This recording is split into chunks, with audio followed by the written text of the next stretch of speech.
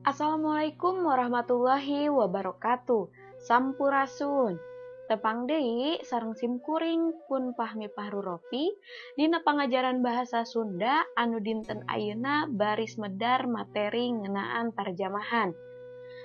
Tah, ari anu janten sumber bahan pangajaran kanggo dinten ayeuna teh anu kahiji, aya buku Cahara Basa Pangajaran Bahasa Sunda pikeun murid SMA, SMK, MA kelas 10 anu disusun ku Dr. Ranes Taufik Faturrahman sareng Dr. Ranes Budi Rahayu Tamsyah sarta dipedalkeun ku Geger Sunten.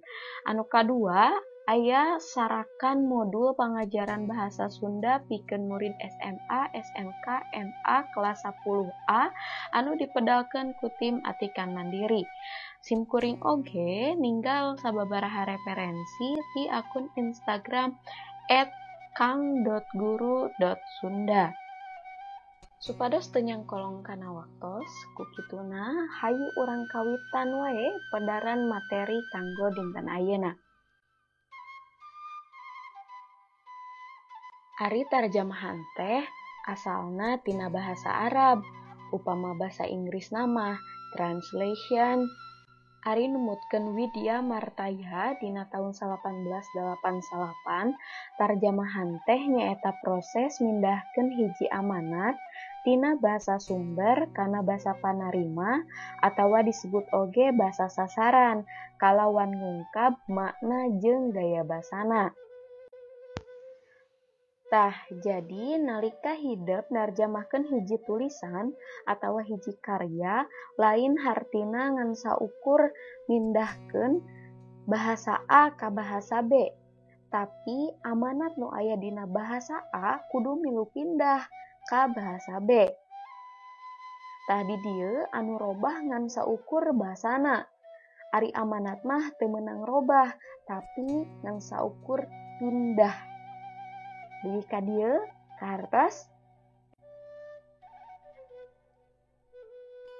Tah, ayeuna urang lajengkeun yen ari tarjamahan atawa nu disebut narjamahkeun teh nyaeta ngalih basakeun hiji teks tina hiji basa ka basa sejena.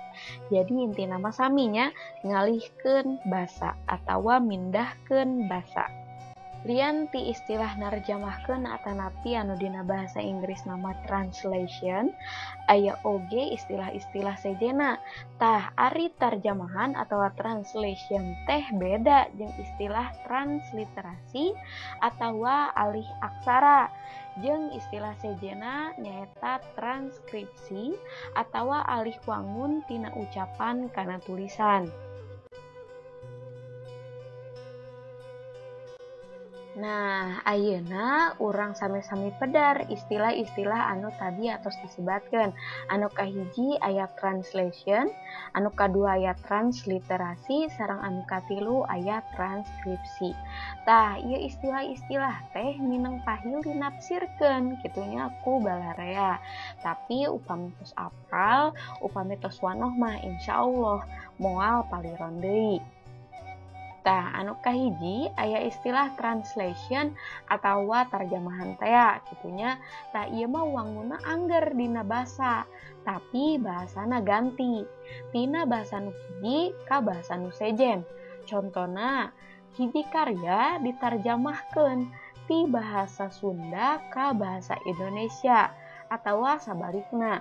Kapan wangunna mah anggernya dina wangun basa, tapi bahasana ganti anu asalna tina bahasa Sunda jadi bahasa Indonesia atawa sabalikna. Anu kadua aya istilah transliterasi atawa tadi teh naonnya disebatna. Ya, transliterasi teh nyaeta alih aksara.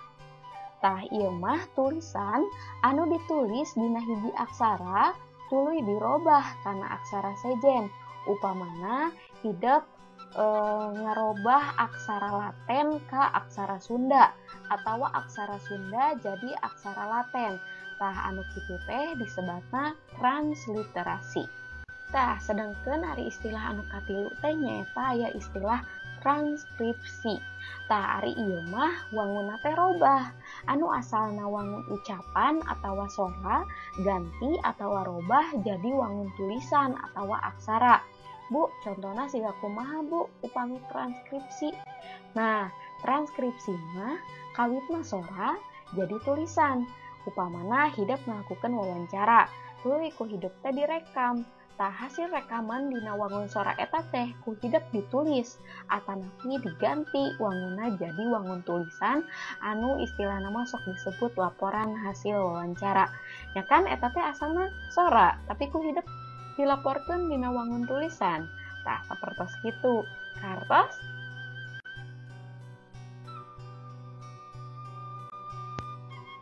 tah ari dina narjamahkeun teh sabisa-bisa hasilna kudu sarua pisan jeung bahasa aslina. Komo dina karya sastra mah dina narjamahkeun karya sastra, panarjamah kudu bisa ngajaga aspek-aspek basana oge kaendahan anu kakandung dina eta karya. Nah, Bu, narjamahkeun teh sabisa-bisa kudu sarua pisan jeung bahasa aslina. Entos we atuh ulah ditarjamahkeun. Maksudna di dieu nya bahasana mah tetep robah dan namina oge narjamahkeun. Tapi saperti makna, tuluy kaendahan, jeung saneskanteuna teh kudu tetep sarua teu meunang robah. Komo maknya ngarobah makna, pedah robah bahasana jadi robah oge maknana. Tah henteu higa kitu nya, janten kudu tetep sarua jeung aslina. Tah, sedengkeun ari tujuan narjamahkeun nyaeta sangkan masyarakat bisa maca hiji karya dina basa seje nu leuwih dipikaharti. Biasana anu ditarjamahkeunana teh karya-karya anu dianggap alus. Upama contona mah kieu. Buku bahasa Sunda teh aya nu karyana teh kacida alusna kitu nya. Nanging upama ngagunakeun bahasa Sunda, mungkin anu ngartina nya orang Sunda hungkul kitu nya. Tah, upama hayang dibaca ku jalma leuwih rea deui, leuwih loba deui anu maca eta buku misalkan. Tah ditarjamahkeun kana bahasa Indonesia. Kan ambahanna jadi leuwih leganya, margi anu macana tiasa sa Indonesia. Terus misalnya ditarjamahkeun deui kana bahasa Inggris, eta leuwih lega deui, leuwih loba deui jalma anu bakal ngarti, ambahanna bisa sa alam dunya misalkan. Tah sapertos kitu.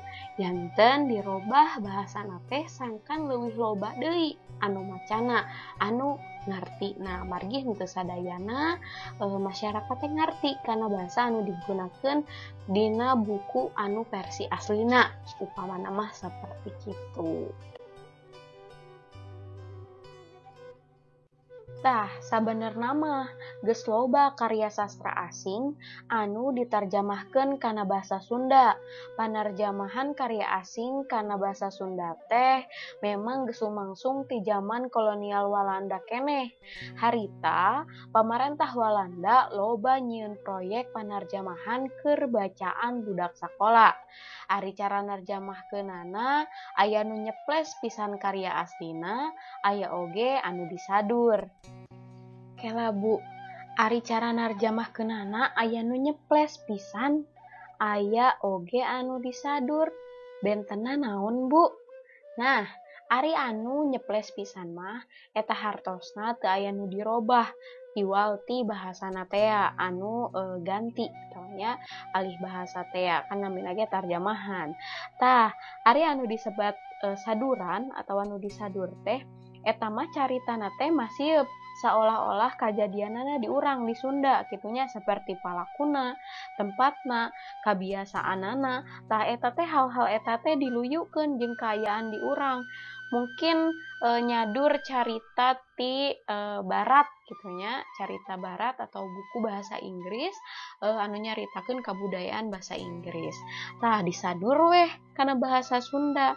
Tah hartina aya sababaraha hal anu robah gitunya upami disadur mah saperti ngaran palakuna upamana di ditu mah dina versi aslina namina Alexander gitunya. Tah di kana bahasa Sunda mah jadi si kabayan we. Nah, sapertos kitu. Jadi aya parobihan hal-hal seperti palaku. Tempatna tos tangtos kitunya janten di Sunda, upami anu aslina mungkin latarna di Inggris kitunya, di Amerika tiasa we sapertos kitu upamana gitunya. Tah sedengkeun ari contoh saduran di urang teh aya Muhammad Amri nyadur drama karya Molière di sadurna atau saduranana judulna janten si kabayan jadi dukun. Dina perkara tarjamahan kana basa Sunda geus aya tibeh ditu keneh gitunya nu diterjemahkeunana oge rupa-rupa. Upamana aya buku-buku anu asalna bahasa Jawa gitu. Tah ieu mah ayana dina abad ke-17 nepi ka abad ke-18. Tarjamahan tina bahasa sejen oge saperti bahasa Arab henteu saeutik gitunya. Tah tapi ieu mah lolobana ngabahas atawa medar anu aya patalina jeung bag-bagan agama Islam. Tah tuluy aya oge dina bahasa Melayu saperti karya sastra anu judulna Salah Asuhan karangan Abdul Muis ditarjemahkeun kana bahasa Sunda ku Raden Sacadi Brata sarta dibere judul Salah Atikan. Aya sababaraha karya sastra deungeun jeung bahasa Indonesia anu ditarjemahkeun kana bahasa Sunda. Di antarana aya Pependeman Nabi Sulaiman karya H. Rider Haggard, aya oge Betah di Leuweung karya Babril Pering, aya Gajah Putih karya Judith Gautner, aya oge Pusaka Ratuh Teluh tina dongeng-dongeng Hindu, aya nu judulna Raja Neger jeung Bangsa Arab karya P.J. Andreasen, teras aya oge Bentang Aceh karya H.M. Jainuddin, aya oge anu judulna Teu Pegat Asih karya Suman H.S. Tah eta teh kabeh ditarjemahkeun ku Moh Amri. Tah lian ti eta oge gitunya Muhammad Amri oge narjamahkeun sempalan-sempalan carita Sarebu Malam saperti anu judulna Buah Koldi jeung Palika jeung Jin. Narjamahkeun karya sastra tina bahasa sejen kana bahasa Sunda teh tangtu ngabeungharan sastra urang. Sabalikna, sastra Sunda oge bisa milu ngabeungharan sastra Indonesia atawa sastra bahasa sejen ku ayana karya sastra Sunda anu ditarjamahkeun kana bahasa Indonesia atawa bahasa anu sejena gitunya. Tah contona aya karya sastra anu judulna Pangeran Cornel karya Mehmed Sastra Hadi Prawira anu ditarjamahkeun kana bahasa Indonesia ku Abdul Muis. Tuh kan janten sami-sami ngabeungharan karya sastra boh bahasa Sunda ka bahasa anu sanesna, boh bahasa sanes ka bahasa Sunda gitunya. Janten sami-sami nambahan karya-karya atanapi bahan-bahan bacaan pikeun masyarakat atawa pikeun balarea gitu.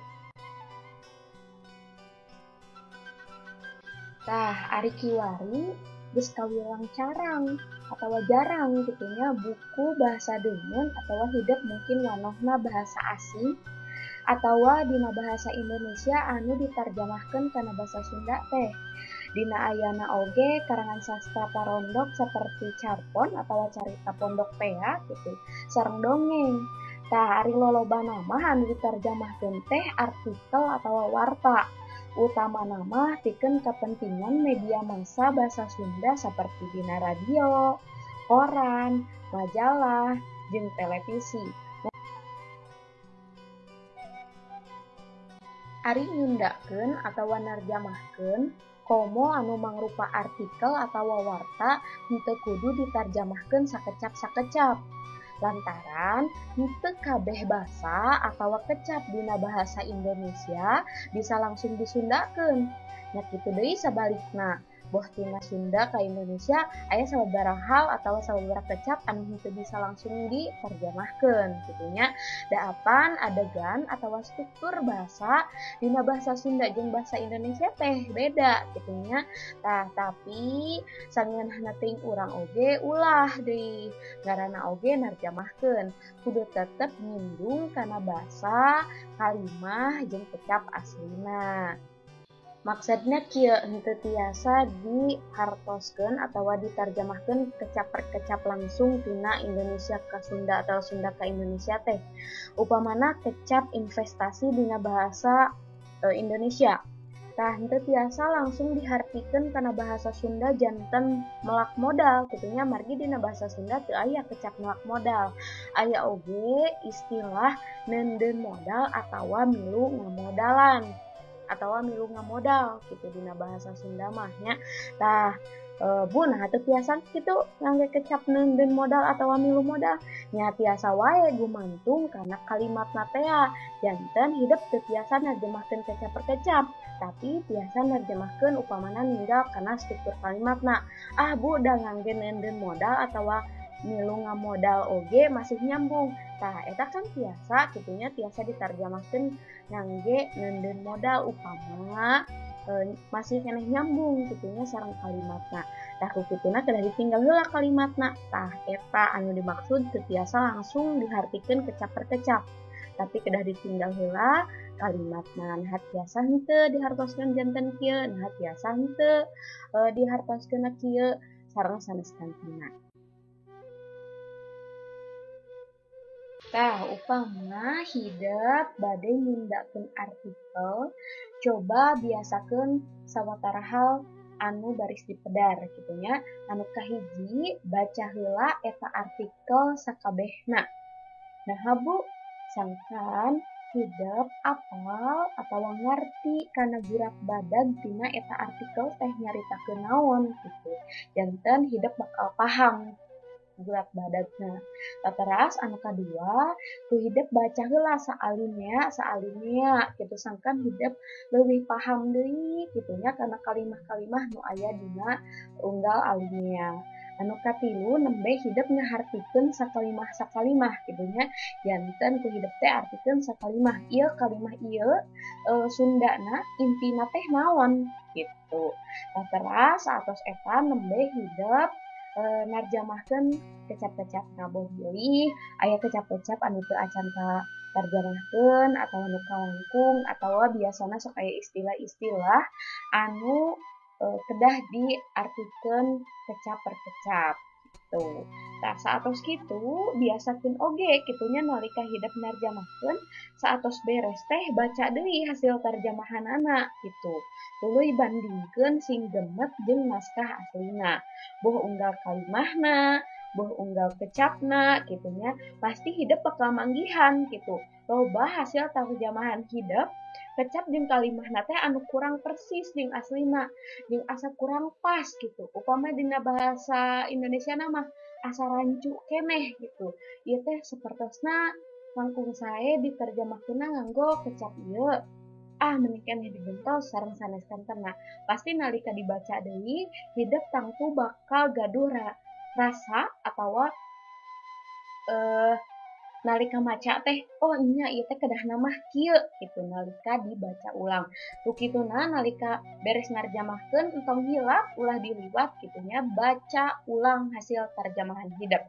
Pasti bakal kapanggih sawatara kalimat jeung kecap anu masih rancu gitunya. Tah fungsina maca ulang di hasil tarjamahan teh ningkahan atau menghindari dina bahasa Indonesia nama dina hal-hal anu masih rancu atawa dina bahasa Sunda mah disebut oge aya oge anu bahasana teh bilih aya nu kamalayon teh janten ngagabungkeun bahasa Sunda sareng bahasa Indonesia atau bahasa sejenna gitu. Dugi ka dieu aya patarosan. Kami aya patarosan, mangga hideup tulis di kolom komentar atanapi hideup biasa ngintun patarosanna langkungan email anu baris dipedar izin di komentar. Kitu kanggo pedaran materi dikten ayeuna namanya. Terus Tah, panginten sakitu heula pedaran kanggo lawungan dinten ayeuna. Mugia sagala rupi anu tos dipedar teh ku hideuk biasa dipika paham sareng aya manfaatna. Upami seueur keneh kakirangan, Ibu nyuhunkeun dihapunten di dieu urang sami-sami masih keneh diajar. Tentunya kritik sareng saran tiasa diserat di kolom komentar atanapi tiasa oge ngirim ka alamat surel nyaeta pahmi.2hiji@gmail.com. Tah sakitu hatur nuhun kana perhatosanana. Wabillahi taufiq wal hidayah. Wassalamualaikum warahmatullahi wabarakatuh.